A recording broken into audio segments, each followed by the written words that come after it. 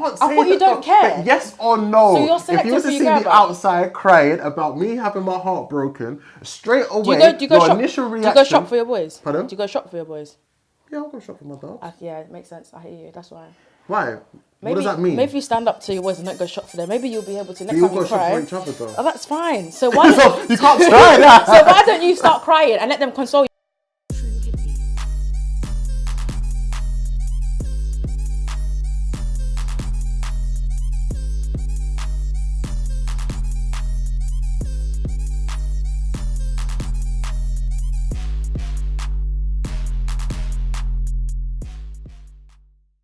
And the headline, the main single for the album coming up is Black. He released that on Thursday and it was a wonderful song, powerful, very powerful. It stood up for what being black is and it showed all the positives of being black, especially in the day and age now where racial tension is at its highest. A few people have complained and given criticism about that song and even called in live on air to say that this song should not be played and it's racist and it's wrong. Do you know what? There's always going to be an element of hate coming from people who may be racist. And there's always going to be an element of hate towards black music or music that is celebrating black culture or highlighting some problems that black people may face. There's always going to be that kind of hatred where racist people are concerned. But I think that it was heightened during this particular release because Dave is a very politically driven artist anyway, period. He sends directly for those in power, he sends directly for, the way the media read news, the way young people, youths, black people, the way we're kind of marginalised and attacked and things like that. So I think in general, Dave needs to be protected at all costs. At all costs. I think the song is sick. Like visually, I think I was coming home from the gym and I saw it and I was smiling. When I was smiling, I was like, wow, Dave, you really came through. And I think even seeing Stormzy at the end of it as well, I was like, you guys are not doing it individually just to like create hype. It's like you guys are genuinely invested in the vision and trying to promote blackness. And just seeing all the cameos, I was like, well done. It was nice. So yeah, I thought it was a nice song. I think it went quite deep as well. It wasn't just like black is beautiful, kind of all different types of blackness and that. So I think I really liked it. I saw someone attack it online saying, it's a song just for the moment, and also would you play this in the club? I hear you, but... I'm not agreeing with that person. I think they're an idiot. Oh, okay, I think they're a fool for that. Okay. I think they're a fool for that comment. It served its purpose. Purpose. I think what they were trying to say is, okay, one, would it be played in the club? And secondly, they asked, is this the leading song you want to go with for your campaign, for your album? Oh, okay. And with my thing, just made me think, if, with Dave, we know we're not just going to get music, that's just for the moment. It's something that you can go back and listen to, and he's going to be, the content will be very subjective on various things. I think it was very bold of him to speak about it, and it still rattles me that Dave is only like 19 or 20 years old. I know, he's a young boy. It still confuses me that he's that intelligent, and there's some people my age, and most of you man just use monosyllabic words. I'm dead. Boy, do you know what this reminded me of? Yeah, like sometimes when I'm watching content that is heavily black, or heavily, speaking or addressing black issues, and I'm around white people, a part of me feels a bit awkward because I'm in my heart, I'm thinking, I wonder what they're thinking. Like, I wonder what's going through their mind. I wonder how this makes them feel, because I know as a black person, for some reason, certain portrayals of blackness does get under the skin of certain people. I don't know how or why, but it just does. Do you get what I'm saying? I think it's more to do with confidence. I think sometimes when they see us bigging up ourselves, they kind of see it as us putting them down. And I don't think that's the case. I don't think anything in there he said was offensive to white people or any other race. But I wasn't surprised that it was taken like that, because blackness, promoting blackness is sometimes seen as anti-whiteness. Yeah. We just need to defend and protect Dave at all costs. Always. Yeah, I definitely feel like Send for Dave, he's sending for me. Okay? That's it. What do you think? I definitely feel like because he's intelligent, Yeah. it's really burning people. I feel like when someone's black, intelligent and successful is a threat in itself. And I feel like a lot of what he's saying, people don't want to hear. And it comes with the whole, oh, this country's not racist. Look how many people are here. The people's uproar shows that they haven't moved forward. And the fact that people are trying to dismiss racism is a perfect example of it. And I think what I love is people like Stormzy, people like Dave, just doing it unapologetically, like just doing it. And it's not like people they can just, call out and be like, yeah, why are you doing this? Yeah. These are people that they're on road, they're scared of. And then they're intelligent. And then they're speaking sense. And these are thinking, well, okay, I feel triggered. I'm really triggered by them because I feel like you're irrelevant in the conversation. Sometimes you have to create a paradigm and you have to qualify arguments. So if I don't think you're qualified to entertain it, if you complain, it doesn't affect me. Yeah. But what I think it does though is that it shows that our black British music, like grime, UK rap as well, hasn't really promoted blackness in the way that it should have.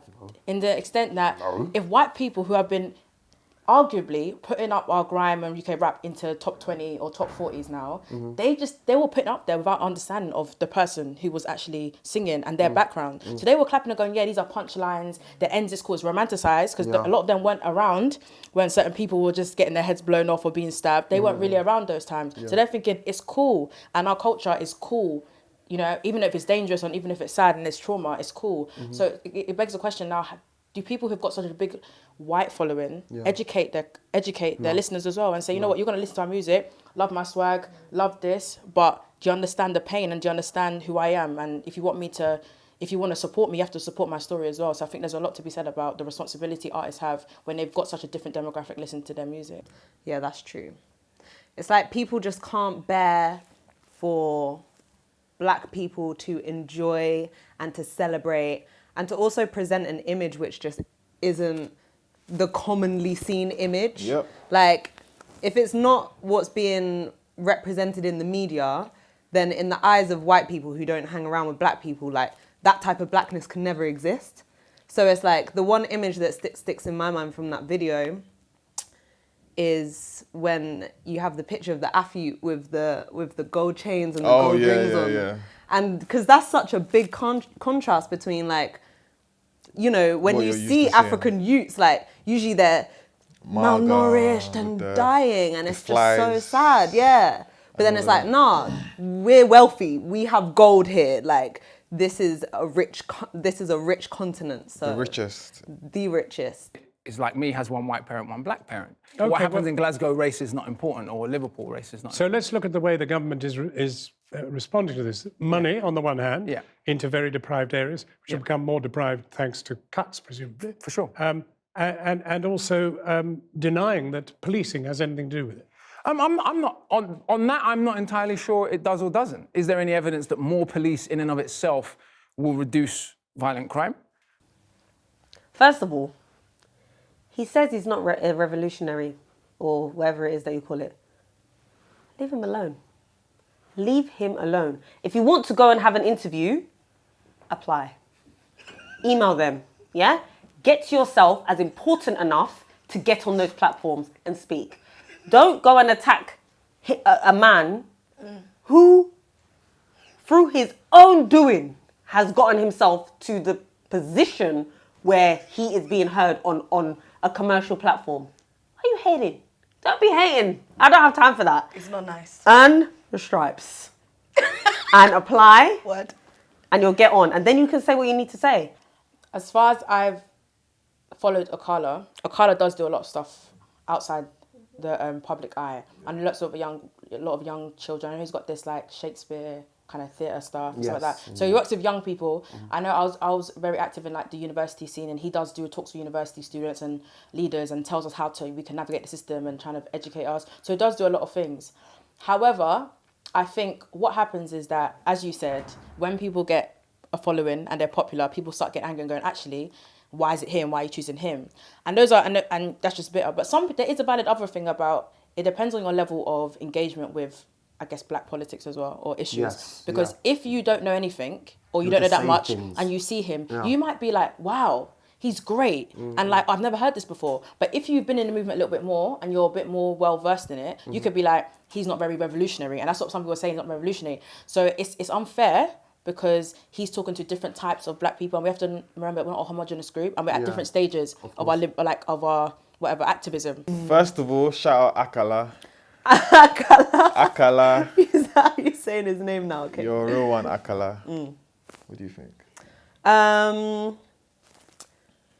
feel like it's very easy to be threatened by intelligence, and I feel like when Akala can come with the realness and speak on not only his experience but articulate, you know, other people's experiences so well, to a point where like an old white man can actually understand and resonate with what he's saying. Like, I think that's where some people have found the issue, like within what he's saying, because it's like, oh, he's articulated it so well to a point where it's like he's even bamboozled a few black people. Like, like, how did you even come up with that? Like, some people haven't even recognized that within their own environment. And now they've got, not only is Akala like speaking on it, but he's also telling white people about it now. Like, that's probably why people have like turned around and felt so like, how dare you? How dare you? Like, no, it's not like That's that. the thing though. For me, where does the how dare you come from? Like, from what you've seen, what is the main reason for like people within our own community giving him backlash? It's just truth. Like, whenever you speak truth, some people will always feel a type of way. I don't appreciate public hatred anyway, regardless whether someone's right or wrong. But more so, I don't agree with public hatred when it's against your own, when they're pushing a problem that affects us. If you want to give him constructive criticism, if you prefer him to argue in a certain way, or if you think that he'd benefit from what you need to get across, or a message, contact him directly. Don't publicly try and name and shame one of our own when he is rooting for us. What he's saying is not against any of us. He's not putting any of us down. In fact, he's sticking up for us, and you're attacking him, telling him, oh, what is he actually doing? Is he actually solving anything? Everyone has their purpose to play in life. You can clearly see he's born to speak. You can clearly see he's born to impact people with his words. That is what he's doing. He's not born to start being in the army. There's people that are for that. He's not born to be doing sports activities. There's people in the world for that. You know what I mean? He can't do everything. So it's not fair to kind of make him look like it's responsibility. And then there's another thing of like colorism. Yes. And I think what people are saying as well, or people I've seen online, is that he's a palatable type of ethnic minority where he's light skinned or he's mixed race. So as because he's kind of enjoyed he's had the benefit of being mixed race. He hasn't had to go through the full I think it's like to white people, we might all be black, right? But within the black community, we know the differences. And a lot of our movements sometimes are led by people who are light skinned and mixed race. Of course. And as much as like they suffer different things, it's like within the black community though, there's colorism. So where there's knife crime and gun crime, sometimes you do see a lot of people leading it who are not dark skin or not black, and sometimes you get a thing of like, actually, why do mixed race people get to lead it and have a voice? And that's because sometimes their proximity to whiteness, or I don't know, something like that. But in my opinion, with Akala, I do generally feel like Akala does the work, but he's not going to appeal to everyone. He's an intellectual. I think that I feel like any form of activist, you know, there doesn't need to be that likable approach because regardless, you're gonna have someone that will disagree with your views and opinions. You know, I do think that a lot of the negative feedback that was given to Akala was from ignorant points of view. People that haven't followed him and everything that he's done. Because there's a lot of things that he's done that have gone under the rails. So many things that he's gone under the rails. You know, for all we know, he could be out there. Like, I'm pretty sure he does schoolwork where he actually works with various schools with the children that have so all of these things aren't documented on Twitter. So because your favorite, you know, Twitter people aren't documenting these things or tweeting about it, doesn't mean that it's now gone void. Of course. And I think this is why knowledge and education is so important. And I don't mean education just in the sense of going to school and getting a degree. I just mean in terms of teaching yourself and having enough life experiences, you know, not just within the same area that you grew up in, but all around the world, all around the country is so important because that's what sets the context for which your mind and your ideology stem from. And I feel like a lot of the people that were trying to argue against Akala do not understand the communities in which he's talking about. I don't think they understand the whole scope of the problem in which he's talking about, because there wasn't one thing there that I felt like he said that was wrong. Do you get what I'm saying? And in regards to responding to what the people on the TV show were actually saying about building more prisons and all of this stuff, all they're doing is looking at statistics, and looking at data. But anybody who comes from a community where crime is being done, you will know that the only data that they know about is the shit that people got caught for. Do you get what I'm saying? Deep that, how scary is it to think that the only crimes that is being even reported are the ones that they know about? Do you get what I'm saying? So Akala's only even having to use statistics and facts like that to speak to them because that's the only language that they understand. But the problem with statistics and stuff like that is our statistics are made in order to skew perceptions. Do you get what I'm saying? Statistics are only used to back up arguments.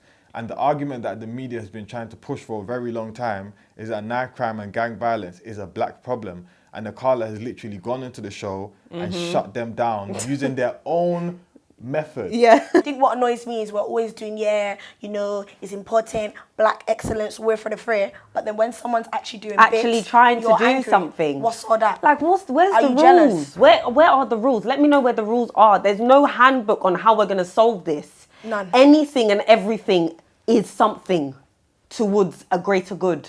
You need to understand. There's boys dropping left, right, and centre. Do you think it's one reason for it? Yeah.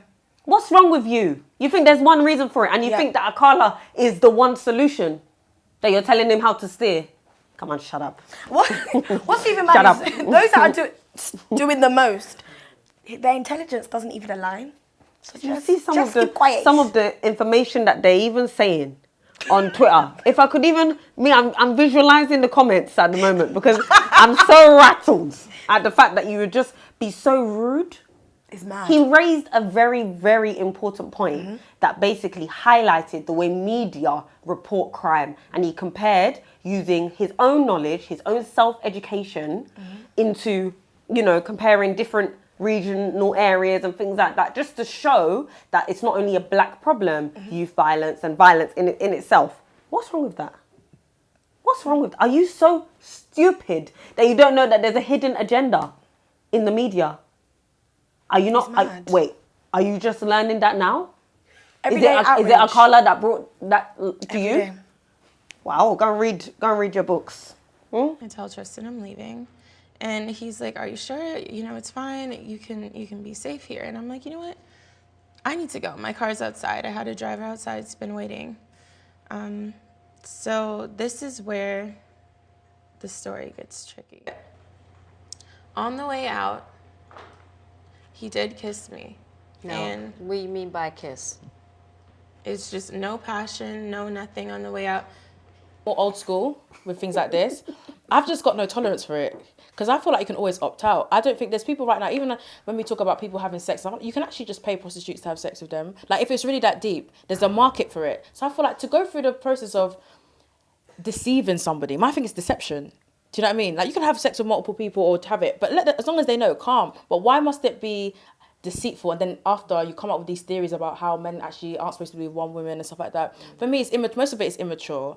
Second of all, there's a lack of accountability and a lack of, not role models, but lack of people who men or women respect who preach to be faithful. And I think once you get people who, young people respect saying certain things, then I think it will change. But other than that, the music we listen to, which basically raises us, doesn't really advocate for us to be faithful. Most of the music shows how to be a man is actually how many women you get and how you can change them and how many times you can change them in a week, stuff like that. So for me, it's more like, that's how I feel. I think it's just immaturity, and I think it's becoming a cultural thing, not just for black people, but just for society in general. For men as a whole.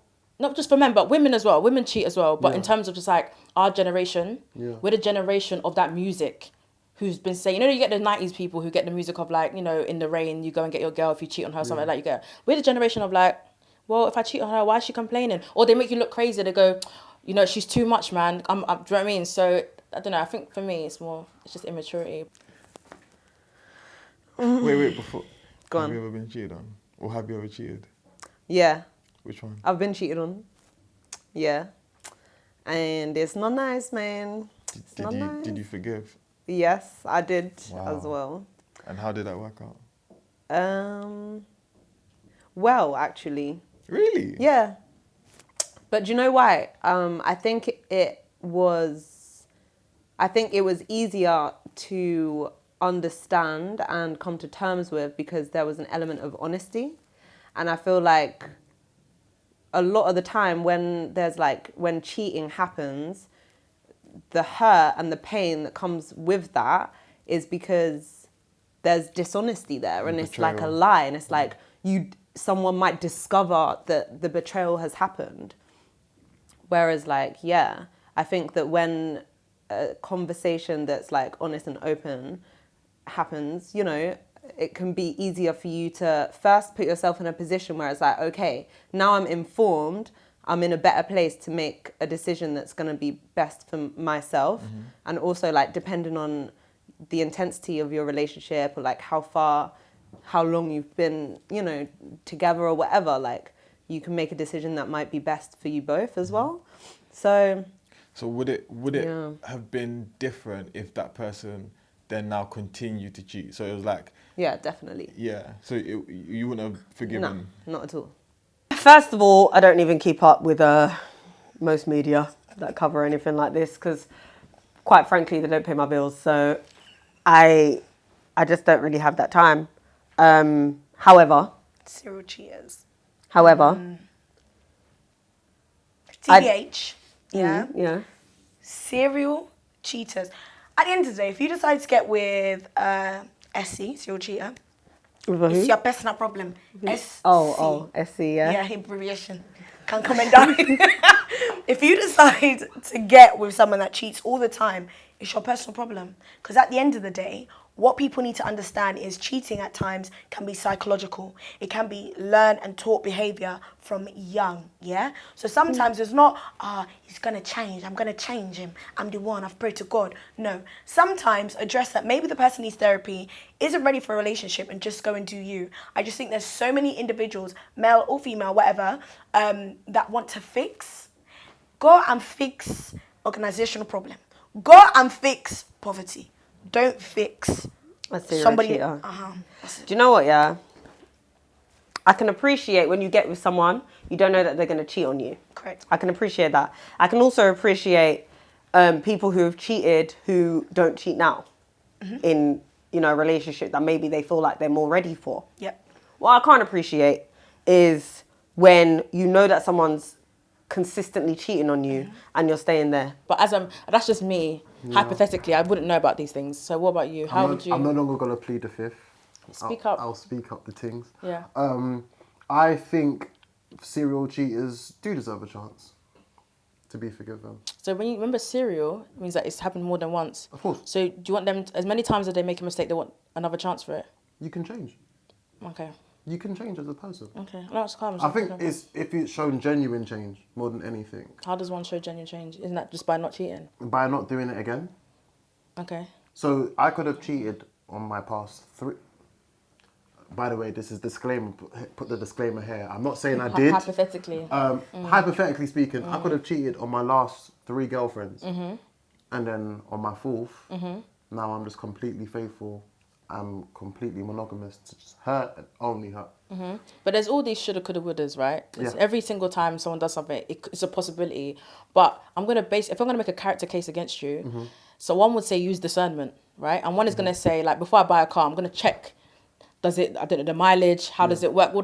So with a partner, I'm going to do the same thing. I'm like, cool. I'm not trying to say I'll never go out with you. Let's be honest. A bag of man cheat and a bag of man will still get wifed. It's not that deep. A bag of women cheat as well. Do you know what I mean? Yeah, but that's not to say it ever works against the man, really, if he cheats. I don't really see guys out here going, oh my gosh, you hate me for my partner. It's realistically, it's not like that. So the reason why? It doesn't work against you. So your hypothetical makes no sense. It does make sense. It doesn't. The reason why it makes sense. It doesn't, because you always get accepted. This is not like a woman where it's the a reason woman. why we get accepted for why? This.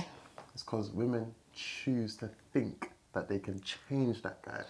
Not at all. Because I think cheating is the biggest disrespect. Because it's you're gonna share the intimacy that we have with somebody else. Like, That's deep. raw, like that is unfathomable to me. Yeah. The extra syllables. That to me is like mad. Yeah. So It's true. I don't know. I think in the case of like Tristan and Khloe Kardashian, like I'm not into this story. Like one thing I've noticed about this story is how many girls are invested in this Kardashian family. And Of course. one thing I've noticed about them as a whole is they actually capitalize on the fact that people hate attention. them. Yeah. From time Tristan like done his cheating thing, Kris Jenner's already got season whatever in the bag. In the Like she's pipeline. already planned it, production shoots, interviews. She's got everything patterned. Trust They're me. making meals of this. Her of and this. Mona Scott, they run this whole reality yeah. TV, all of that. They're running it right 100%. now. Like, and for me, it's just so surprising because one of the main narratives I hear coming out from people, mainly females, is that we don't like the Kardashians and shit. But all I've heard for the past week is women talking about the Kardashians, and it's like the Kardashians know that you want to see them fail so badly, so they just give you the image, like the vision, the visuals of failure, but they don't know that your tweets and your hype is now giving them money. I'm not here to help you. I'm not here to give you advice because at that stage, you're not taking the advice from your friends or people that care about you if you're letting someone publicly disgrace you and you're still taking them back. It's a shame. Because I don't really understand. I think that anything can be overcome, including serial cheating. Everything can be overcome. A relationship can always get through anything, but it has to have the right people and the right mind frame to do so. And if a serial cheater is not prepared or not interested in that kind of relationship, He's Okay, cheated fair. all of these times before. I'm gonna be that one person that's gonna make him stay faithful to me. Okay, so how will you, as say for example me, I want to find a new partner. Okay. And I'm going to tell you his story. He used to cheat. What should I look out for before I take him back? Traits of whether he still does now. And what kind of traits are that? Because I want this to be. I'm going to write a list in my head. So next time I see a guy, I'm like, remember you told me X, Y, Z. I want to look out for it. So hopefully this means that the next person I meet will not Can't plead cheat. the fifth. I have to stay faithful to the Mandem code. Okay, he's not going to reveal it. But these are the kind of things as well, though. If you just look at that as well, in terms of like, Mandem can protect something like that. 100%. 100%. But why? You get cheated on too. So either you're admitting that only men you cheat, know so therefore how- you have to protect it, or if both people cheat, don't we both benefit from this information? Yes, but I think it's best that I just don't speak about it. Do you know it's more painful for when a guy gets cheated on? No, I don't think so. Do you know how painful it is? Oh, no. Have you seen a guy when he gets cheated on? Have you seen a woman when she gets cheated on? Yeah, she's got her friends to do all of that. You haven't got And she's got boys? her friends to consign. You haven't I got can't- boys? I can't confide in my boys. If I Why? tell my boys, hey, my girl cheated on me, the man will be looking and thinking, well. So they're not really your boys. They're your boys you're when. naked, cuz, sweat down. So they're your toxic masculinity boys. Like No. they're your boys where when you want to pipe up the chest, that's when the boys are there. But when you're upset and you need a shoulder to cry, they're not your boys. So are your boys No, really wait, your let me boys? hold it down for the man. Are your boys really your boys? What then? Are your boys really your boys? 100%. They can't be there for you when a girl breaks your heart. So No, a couple so who of are them they? can. But it's just saying, in the eyes of society, if I now start looking open and emotional and vulnerable about the situation that a girl's broken my heart, I look like less of a man in the eyes of society. So no. Okay, it's our society, and do you have?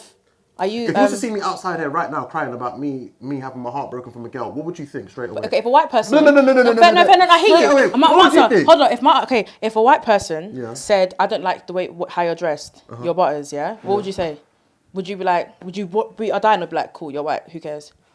I wouldn't. Not like you're white, but the thing. So that's what I'm saying. So if you're not gonna cry, and then your boys see you, you can't. I thought you don't care. But yes or no? So you're if selective you was to who you see care me about. outside crying about me having my heart broken, straight away, do you go your shop? initial Do reaction. you go shop for your boys? Pardon? Do you go shop for your boys? Yeah, I'll go shop for my dog. Yeah, it makes sense. I hear you. That's why. Why? Maybe, what does that mean? Maybe if you stand up to your boys and don't go shop for them, maybe you'll be able to next We all time you go shop cry. for each other, though. Oh, that's fine. So why? So you can't try that. So why don't you start crying and let them console you? But on a serious level, though, I hear you, your boys might not think you're tough, but don't talk about my, because shout my dog. Sorry. All my dogs. Hypothetically, but anyway, moving forward, I feel like isn't it for you to do the first cry? So then they know that actually, Of course. it's okay. And then you normalize it. Then someone else does it. It's like, alright, cool. I'm But the cool, more 'cause you're... I've cried in front of my dogs. I thought your boys are accepting though, innit? Not Yeah, mine are fine. I'm talking We're about the other boys. normal guy. Yeah. I'm talking about Okay, the sorry, all average this guy. time I thought we were talking You about thought it was boys. mine? No, Nah, bruv. sorry. Nah, it's a deeper circle, cuz. But overall, shout out Toxic Masculinity FC though, man. I see you, man. Each and every single time. Free Tristan.